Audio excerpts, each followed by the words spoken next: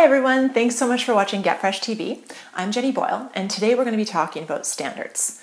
One of my favorite quotes of all time is by Tony Robbins, and he says, if you sincerely want to make a change, the first thing you need to do is raise your standards.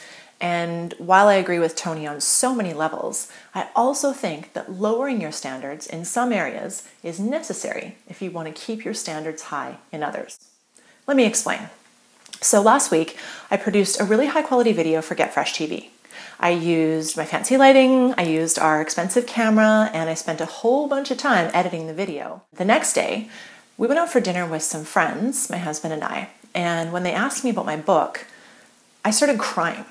I was really frustrated. I'm just in a stuck point with it, and I actually started crying in front of my friends because I'm like, I just feel so stuck, and this book is just not flowing for me. I want it to be finished, and it's not.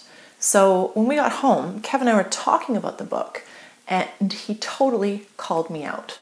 If you're so dedicated to writing your book, then why are you spending a whole day making a video? That's an entire day that could have been spent writing. And I argued a little bit at first, but after a while I realized that he was absolutely right. Although I want to have high quality in my videos, I'm not a video star. I'm an aspiring author and I'm writing a book, and right now that book is more important to me than having high production quality in my videos.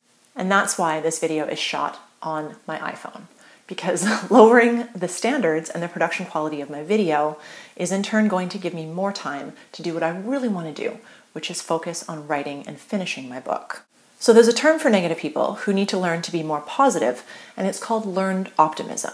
So basically, if you don't naturally have an optimistic point of view, you can learn how to cultivate that point of view. And if you have high standards like me, you may need learned mediocrity, which is basically strategically lowering your standards in some areas of your life so you can continue to have high standards in others. What do you want to do more than anything else? And are you doing it? I believe that the highest standard we can have is being true to ourselves. So where can you lower your standards in less important areas of your life so you can go about raising yourself to a standard of excellence in other areas that are more important to you? Well, gotta go. I've got a book to write.